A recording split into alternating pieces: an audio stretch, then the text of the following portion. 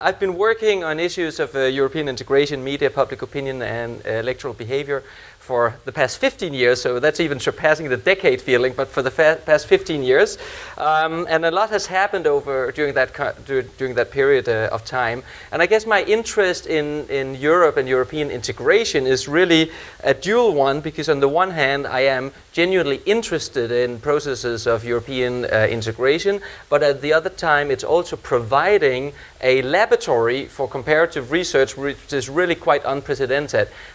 So when you study issues of European integration, you have the opportunity to look across systems of different media cultures and media systems, different political systems, while debating the one and the same issue. And that's a really wonderful opportunity also for the ones of us who are interested in media effect research. We now turn to more to the question of the role of the media and the sort of bigger question of whether or not there is a European public sphere in existence. And people who know me and my research in this would say, well, no, there is not, but I will get to that in a second. What we do know is that media are very important for informing and engaging citizens across the EU in relation to matters of European integration. One reason for that is it is a fairly complex issue and oftentimes an issue that is relatively distant to most people. So therefore, as in the case of, say, for example, news reporting on international conflicts or on foreign policy, there's a greater reliance on information and a lesser reliance oftentimes on first-hand experiences. There's been a literature developing on the role of in the realm of the European public sphere, suggesting, well, maybe there's not a pan-European, monolithic, shared European public sphere, but rather instances of what has been dubbed horizontal or vertical or segmented Europeanized public sphere. And by that, the idea is that there is a greater attention in different European countries to what other European countries are doing, so a greater, say, horizontal Europeanization of the national spheres. So we by now know, well, at least we all now know a lot more about Greek economy than we did 5 years ago. There are instances of strong vertical Europeanization of national public spheres, so where the EU institutions all of a sudden can become very dominant, but still within the national media arenas, or special segments in specialized audiences around banking system or agriculture or what have you. That's sort of what the literature would say. But I think the overall conclusion still is, up until the dawn of the crisis, that by and large, news coverage of the EU was not extremely prominent, but that conclusion really has to be taken with a sort of a grain of salt, because there is huge variation not only between countries but also over time and in relation to key events. So there's a whole landscape of publications out there that discuss the notion of the European public sphere, the conditions under which it can come into existence, what are key criteria and what are key features of the European public sphere. And I must shamefully admit that one of the books is my own, but I really think that it was a wrong, with the benefit of hindsight, it should have had a different title, because I don't believe that there is such a thing as the European public sphere. What I do think is the case is that there are these instances and different degrees of Europeanized national public spheres. So one of the things that we know about the ebb and flow of news coverage about the EU, for example, is that it can be absent for a long time, and then it peaks around a certain moment, around a certain event, around a certain topic, and then it leaves the arena again. And in those moments, it is fair to talk about a Europeanized public sphere where there's either a central topic from another EU country dominating the agenda, or a central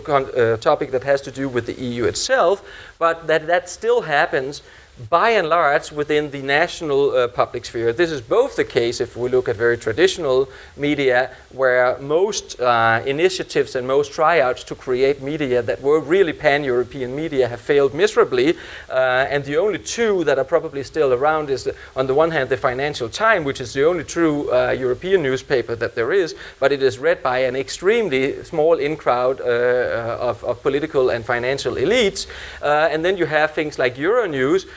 which is only in existence because of the big subsidies that they have, but there is no public demand for this kind of information. And what most of the research so far, also looking at, say, online coverage or social media, also suggests that it is still largely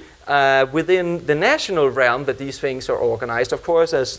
Jakob was also talking about, the crisis has changed that because there is a part of a shared agenda now, but the information provision is still, by and large, within the realm of the nation state.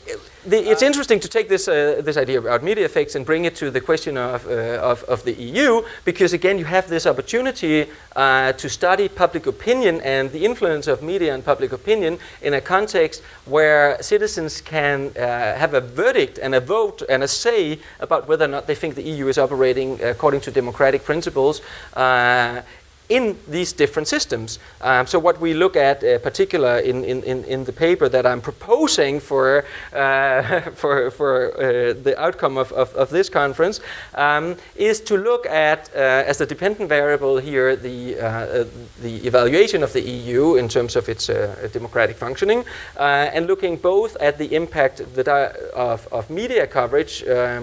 as well as interpersonal communication, because we also had the opportunity in this data set to collect a little bit more information about interpersonal communication about the EU, whether or not that was done in a network where people tended to agree with you or not agree with you on the issue of European integration, and thereby getting back to some of the, of course, very old ideas in media effects literature about the combined effects of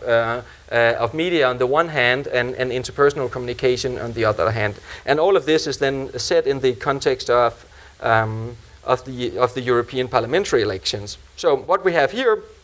is, I think, a study that contributes to the existing literature in a couple of different ways. So we're looking specifically here at the perception of whether or not the EU is functioning well. Is it something that is seen as being a transparent, well-functioning level of polity? We are interested in understanding the variation and the change in that evaluation on the basis of what individuals are exposed to in terms of news media exposure, and we want to relate that to the role of interpersonal communication to see whether that is essentially an augmenting effect, strengthening what is already coming as the message from the media, or maybe a dampening effect if there is disagreement, in particular in the interpersonal network. This is done in 21 countries, and the nice and neat thing about this is that enables us to look at individuals who are nested in these 21 countries and who, through their individual news flow, of course, can create variation in the terms of messages that they're getting, but that they are also in a confined context of a message flow within that country, and that's also where the link goes back to the literature on the European public sphere, that if that is not a European public sphere, then not only is your individual level of information that you consume, but also the context, the national context, is an important parameter of the condition under which you receive your own information. So basically pursuing 4 questions here, a relatively straightforward question: is it the case that if there are evaluations in the media coverage of the EU, and in particular the way it is functioning, does that have a direct relationship with evaluations of the EU in public opinion? Is it so that if you engage in interpersonal communication as such, that also has an effect on EU evaluations? The question in hypothesis 3 is whether or not that there's sort of a strengthening or an add-on effect between the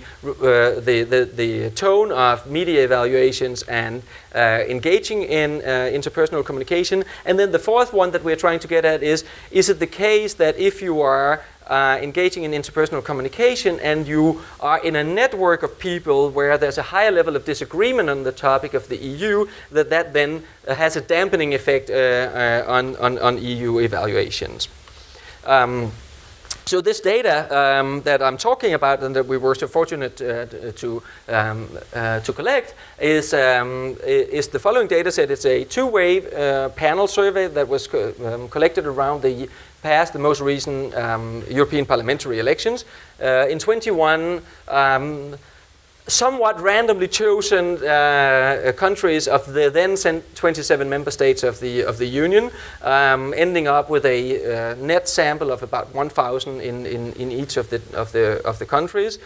so totaling about 20,000 respondents who participated in both wave 1 and 2, and then we can link that to a systematic media content analysis that involved the analysis of the two most widely watched news shows, private and public news shows in each country, as well as free newspapers, typically a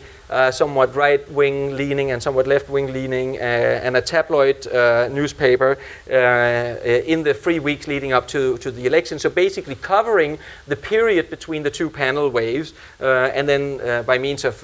self-reported exposure measures with all their flaws, but still the best we have, can link at the individual level the content to what